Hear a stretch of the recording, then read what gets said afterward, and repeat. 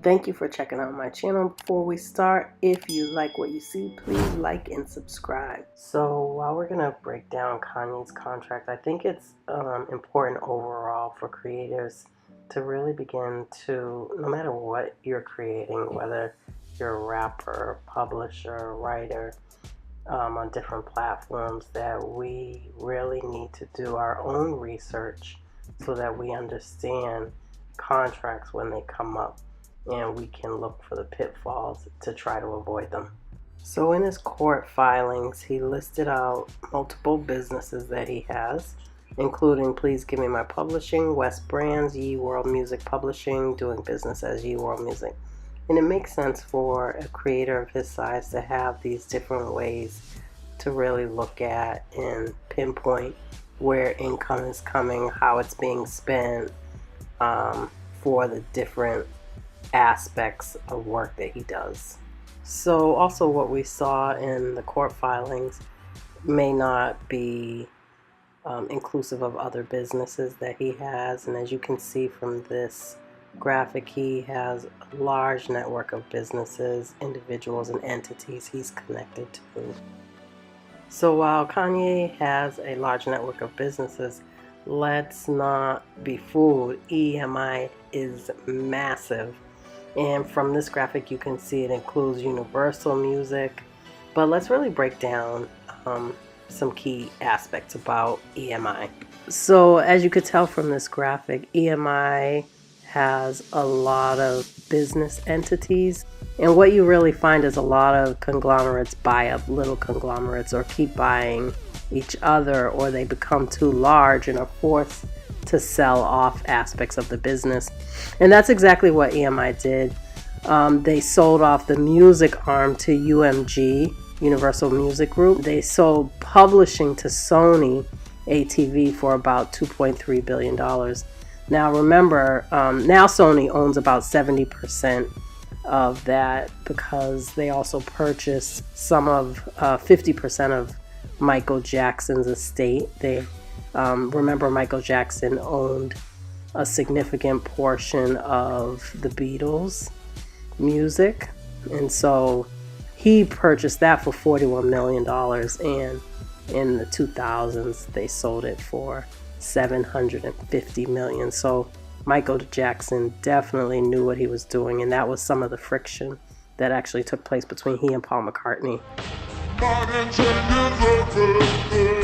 So let's get into some of the contract issues that Kanye brought up in his case. One, he wants the courts to actually validate what he believes to be fraudulent practices by EMI, and as a result, he wants to recoup some of those costs. He has been with EMI since 2003, and also he wants to transfer property. So property could be songs, publishing rights. And remember, in an interview on Saturday Night Live, he said, I went to go buy my publishing from Sony and they said it was $9 million, and I went to buy it. They told me no, I couldn't buy my publishing. I have the money to buy my publishing, and they told me that I couldn't buy my publishing. It's like the control, like I can't say what I want to say on SNL. So this is definitely a crazy maze. So I'll try to break it down as simply as possible. So we'll just start out with the terms. So the terms were 3 contract years. So his first one was 3 contract years plus an optional contract year. So a contract year was whatever was longer of these two, 12 months or 3 new composition. Each composition had to be 35 minutes long, and Kanye had to be the sole writer, and it had to be released on a handful of major labels. His first contract was signed in 2003, and he signs up with EMI. They give him a couple of $100,000. It doesn't specify more than that.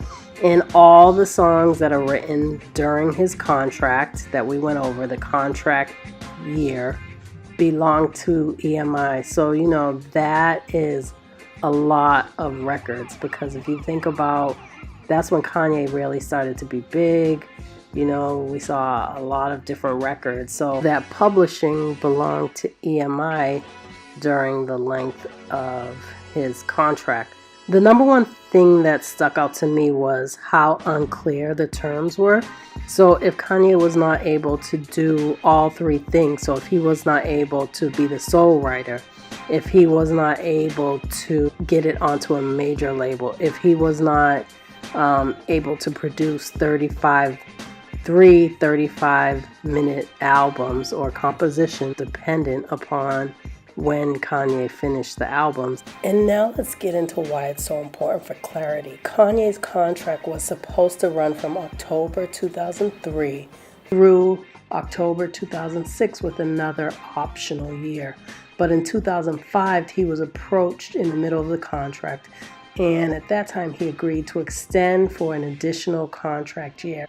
And so, for instance, a couple months after he signed the contract, he dropped College Dropout. And despite the success of College Dropout, he was not the sole writer, so that meant those did not count towards the 35 minutes for each album. So in essence, he was playing catch up and not producing a lot, but not producing what was stipulated in the contract. So there were already a lot of red flags, but something that I'm saying to myself as I was reading this was, where were his lawyers? This doesn't make any sense to have such long terms, and especially if you know it's challenging to actually meet the conditions that they laid out. So if all the previous contracts weren't bad enough, in 2006 he goes into negotiations again. They agreed to a contract that supersedes the previous ones. It would begin on October 2006, and it would be for 3 contract years. However, some of the conditions also changed. It had included an additional optional period that would begin once he completed the 3 years, and then a second option that will begin immediately after the first option. And then in both options, he had to produce more songs, which were 6 per year. So in just reading this portion of the contract, it's clear that there's a couple of things that he wants to get out of this. One was he paid the adequate royalties for the work that he provided. And a lot of the formulas that EMI put together clearly benefited EMI, and maybe it was intentional. So is there anything fraudulent in what happened? And he wants to go through the legal process to determine that. Second, he wants to get any and all of his property back. He did try to buy his publishing back at one point, but they denied him. So let's pull some key things we learned from Kanye. It's important to hire and test lawyers that you are going to have represent yourself.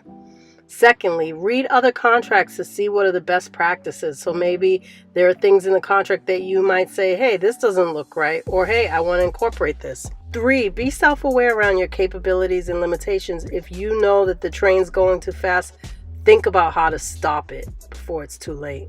Absolutely make sure that you understand what you are signing, what the terms are, what is expected of you, so you're not caught up in a contract that you did not understand fully.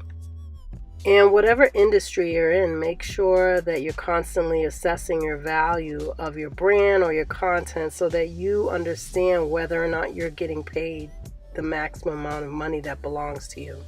Make sure that you have a good team around you. Surround yourself with good people, friends, lawyers, accountants, and managers.